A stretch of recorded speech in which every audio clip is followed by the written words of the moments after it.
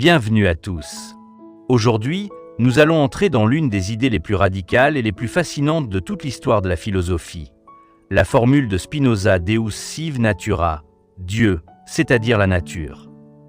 Dans l'Éthique, Spinoza affirme que Dieu n'est pas un être suprême séparé du monde, trônant au-dessus de la création. Dieu est la substance unique, infinie et nécessaire, dont tout ce qui existe est une expression. Autrement dit, Dieu et la nature ne font qu'un. Cette vision, que l'on qualifie souvent de panthéiste, rompt avec la conception théiste classique d'un Dieu créateur distinct de son œuvre. Ici, il n'y a pas deux réalités, le créateur et la création, mais une seule, infinie, qui se déploie sous une infinité d'attributs dont nous ne percevons que deux, la pensée et l'étendue. Ce monisme radical signifie que tout ce qui est, des galaxies aux pierres, des idées aux émotions, est en Dieu, et que rien n'existe en dehors de lui. Dieu n'agit pas par volonté ou par dessein. Il agit par la nécessité de sa nature, comme le soleil rayonne par sa propre essence.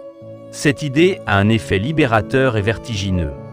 Elle dissout la frontière entre le sacré et le profane, entre le divin et le naturel. Elle nous invite à voir dans chaque chose, aussi humble soit-elle, une expression de l'infini. Mais elle bouleverse aussi les représentations traditionnelles. Si Dieu est la nature, il n'est pas un juge, il ne récompense ni ne punit. Il est la totalité des lois qui régissent le réel. Comprendre Deus sive natura, c'est accepter que le divin ne soit pas ailleurs, mais ici, dans le tissu même du monde. Au cœur de l'éthique, Spinoza affirme qu'il n'existe qu'une seule substance absolument infinie, Dieu, c'est-à-dire la nature. Par substance, il entend ce qui existe en soi et par soi, ce qui n'a besoin d'aucune autre chose pour exister. Cette substance unique possède une infinité d'attributs, chacun exprimant son essence éternelle et infinie. Mais l'entendement humain, limité, n'en perçoit adéquatement que deux, la pensée et l'étendue. La pensée désigne tout ce qui relève de l'ordre des idées, des représentations, de l'esprit. L'étendue désigne tout ce qui relève de l'ordre matériel, spatial, corporel. Ces deux attributs ne sont pas deux réalités séparées. Ils sont deux façons de comprendre la même réalité unique.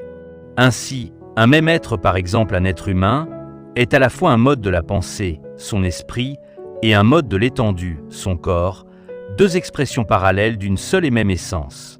Cette conception rompt avec le dualisme cartésien qui séparait radicalement l'âme et le corps. Chez Spinoza, il n'y a pas de substance, mais une seule, infinie, dont toutes les choses particulières sont des modes, c'est-à-dire des manières d'être. Chaque mode exprime la puissance de Dieu, nature, selon un certain degré et sous un certain attribut. Rien n'existe en dehors de cette substance. Tout ce qui est en Dieu, et rien ne peut être ni être conçu sans Dieu. Cette vision unifiée dissout les frontières entre le naturel et le divin, entre le matériel et le spirituel. Tout est manifestation de la même réalité infinie. Comprendre la substance unique, c'est comprendre que le monde n'est pas une création extérieure à Dieu, mais l'expression nécessaire de son essence. Chez Spinoza, Dieu n'est pas un souverain extérieur au monde, observant et intervenant depuis un ailleurs céleste.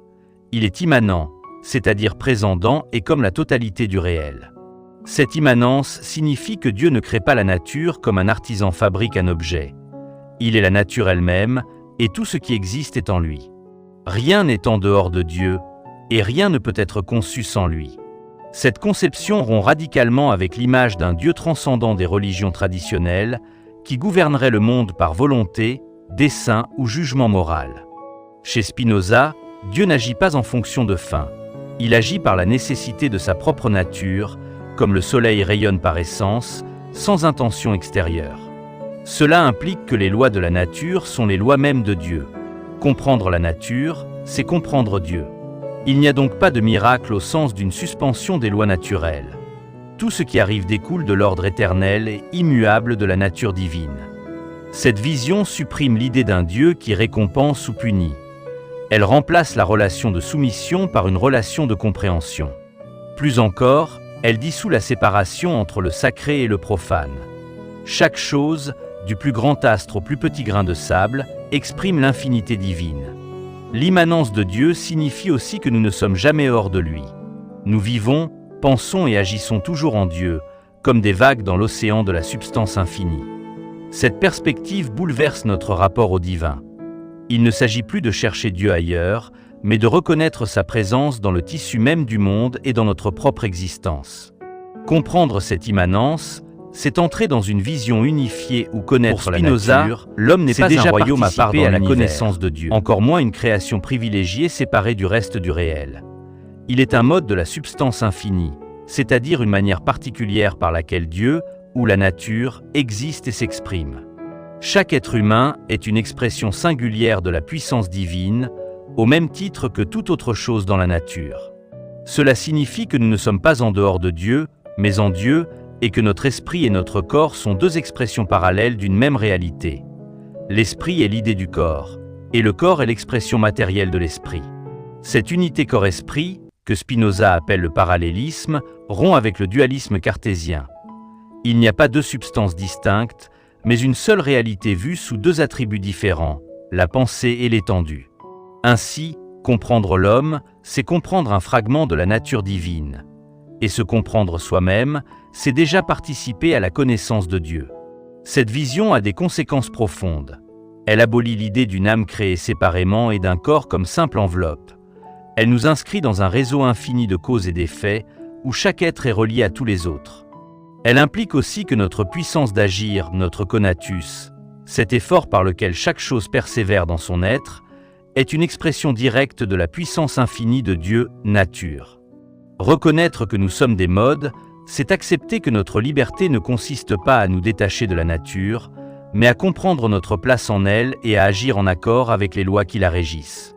Dans cette perspective, l'homme n'est pas un spectateur du monde.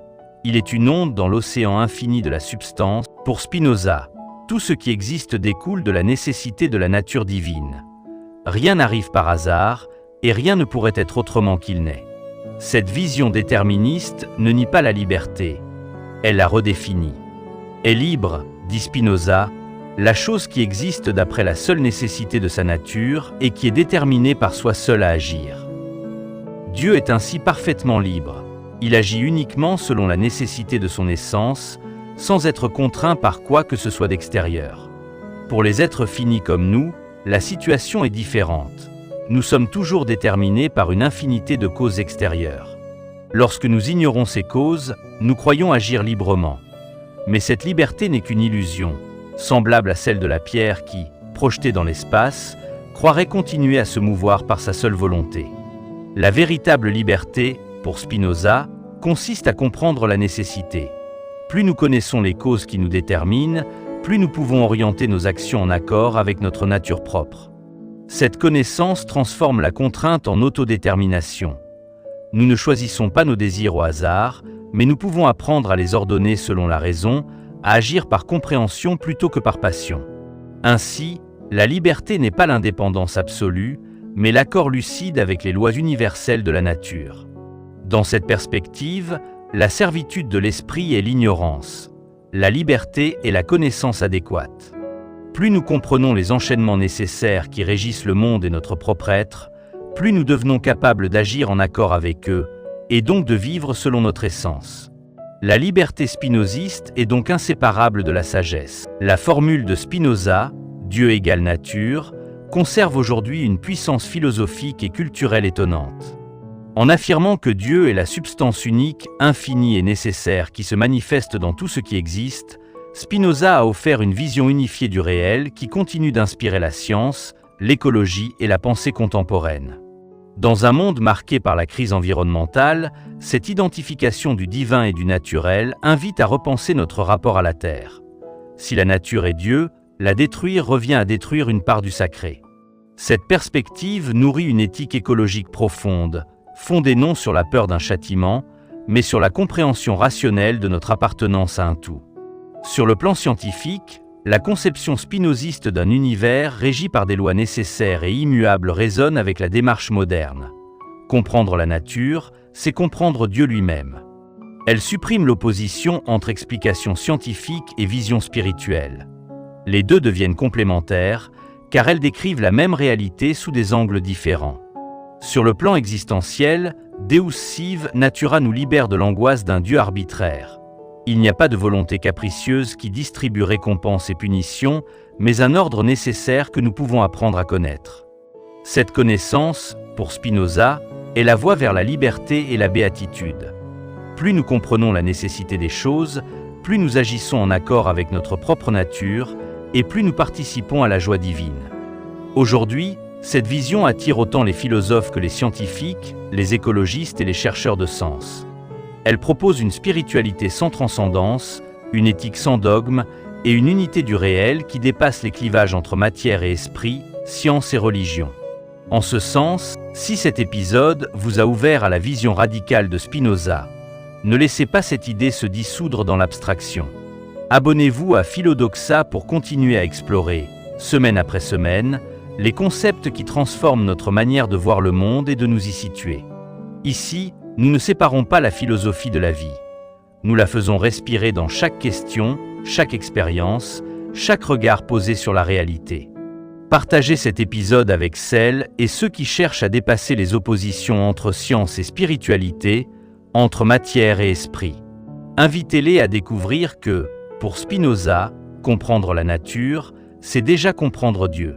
Laissez un commentaire pour enrichir la réflexion. Vos perspectives, vos exemples, vos désaccords sont la matière vivante de cette communauté. Activez la cloche pour ne manquer aucun nouvel épisode.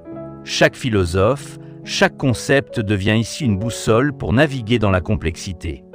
Deus Sive Natura nous rappelle que nous ne sommes pas des étrangers dans l'univers. Nous sommes des expressions de la substance infinie, inséparables du tout. Reconnaître cela, c'est transformer notre rapport à nous-mêmes, aux autres et au monde. C'est passer de la séparation à l'unité, de la peur à la compréhension. Alors, ne restez pas spectateurs, devenez acteurs de cette pensée en mouvement. Ensemble,